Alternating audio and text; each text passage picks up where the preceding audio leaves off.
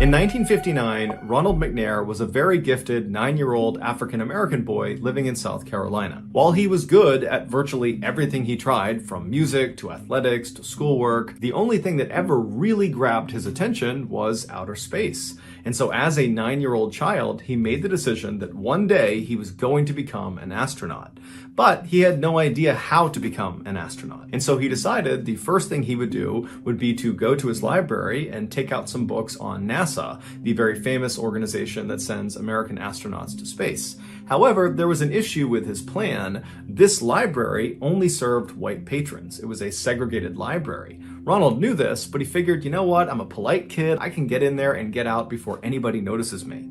But as soon as he walked into that library, everybody in there, who were all white, just stared at Ronald. Ronald could feel it, but he just kept his head down and he walked through the library. He got to the science section, he grabbed a couple books he wanted, and then he walked back to the counter and he put them up and he very politely asked the librarian, who was also white, if he could check these books out. And this librarian looks at him and says, "Young man, you better get out of here before I call the police." And Ronald at this point looks up at the librarian and thinks for a second and then just hops up onto her counter and sits there and says, "Okay, I'll wait for the police." The librarian was totally outraged and would call the police and would call Ronald's mother.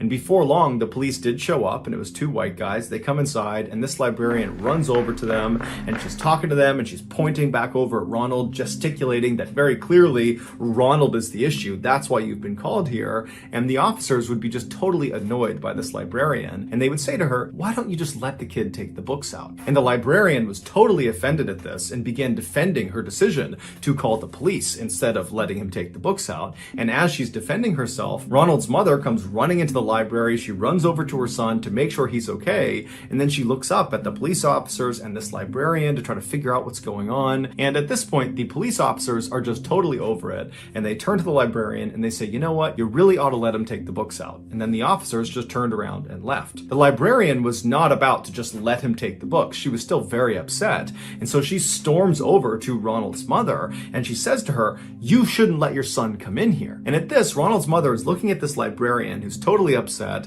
and she looks down at her son who's got his head down, and then she notices the few books on the counter about space, and she was aware of Ronald's love for outer space, and she put together what had happened. And after thinking about it for a moment, she looks up at this librarian and she just says, "Well, since he's here already, can he take out those books? He'll take good care of them." The librarian is still totally furious, but knows this is a losing fight. And so very reluctantly, with a scowl on her face, she grabs the books and she jams them into Ronald's arms. And Ronald's mother nudges Ronald and says, "What do you say?" And Ronald, while holding all of his new books about NASA and space, looks up at the librarian and smiles and says, "Thank you, ma'am." And then he and his mom turn around and they leave. Ronald would go on to earn his PhD in physics from MIT, one of the most prestigious universities in the world, and after graduation he was picked up by NASA to become an astronaut. And in 1984, Ronald went into outer space. He was actually the second African American to ever go into outer space.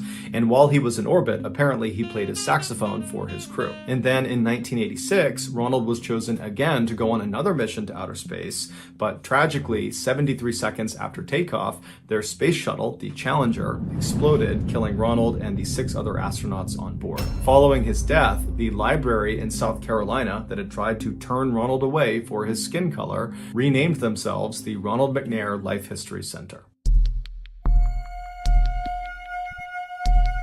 The United States formally entered World War II in December of 1941 following the surprise attack on Pearl Harbor in Hawaii by the Japanese. Roughly 6 months later, a 21-year-old Alabama native named Henry Irwin joined the Army Reserve. After nearly 2 years of additional military training, Henry was made into a radio operator and was assigned to a B-29 bomber. A B-29 bomber is this huge aircraft whose sole purpose is to drop bombs. And so in February of 1945, Henry and his B-29 bomber unit were sent to the Pacific to do just that, drop bombs on the Japanese. 2 months after arriving, Henry's B-29 was tasked with being the lead bomber in a group attack on a Japanese chemical facility located located about 125 miles north of Tokyo. Aside from just operating his radio inside of the B-29, occasionally Henry's job was to organize the other planes in the attack when their B-29 was the lead attacker. And so the way he would do this was by dropping a series of smoke bombs out of his plane, and then once they touched the ground and all the smoke was coming up, he would hop on his radio and communicate with the other pilots in his sortie and tell them to organize themselves off of this visual reference point on the ground. He would basically have them fly to certain positions relative to the smoke cloud. And so once all the pilots had been organized into proper formation, they would continue to their target and commence their bombing raid. For this mission, Henry was in his typical position right behind the front turret gun towards the front of the plane. When his pilot told him to start dropping smoke bombs, Henry did as he was told. And so he pulled the lever, which opened up a chute on the bottom of the plane, and all these smoke bombs began tumbling out of it. Now, as soon as he pulled that lever, all of these smoke bombs that were in that particular chute were ignited. They were on a timed fuse, and so they would tumble out of the plane, and then before hitting the ground, they would ignite, and then smoke would start billowing out of them.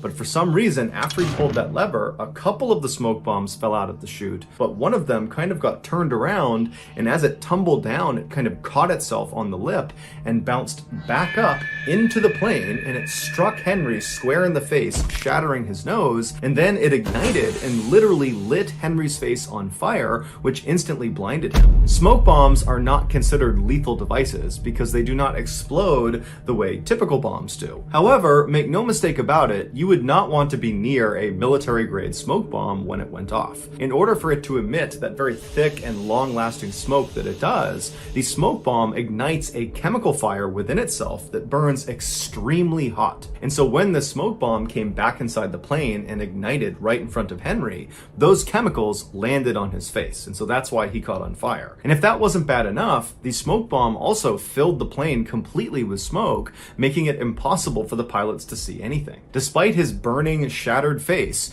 all Henry could think about was if he didn't get this smoke bomb off the plane in the next few seconds, they were all going to crash and die. So instead of trying to put out his burning face, Henry began feeling around on the ground for the smoke bomb, which again is basically like a fireball, and when he found it, he pulled it into his chest, trying to smother it as best as he could. And while his body completely engulfed in flames, Henry began low-crawling his way towards the front of the plane, where he knew, just by touch, there was going to be a window.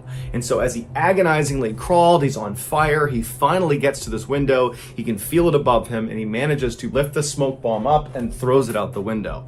And then afterwards, he collapses on the ground and he passes out completely on fire, fully expecting to die. A few seconds later, the smoke inside of the plane cleared because now the smoke bomb was gone, and the pilot who had put the plane on autopilot but did have to drop significantly in altitude because they were starting to stall, finally could see again and saw they were about 300 feet from hitting the water. And so he was able to pull back and get them out of their dive, and he narrowly escaped crashing into the water, and he turned around and began flying back to base. On this return trip, the crew, who were unhurt, began assessing the damage, and they saw Henry on fire on the side of the plane, and so they rushed over and they put him out with a fire extinguisher, expecting him to be dead, but to their shock and horror, he was still alive.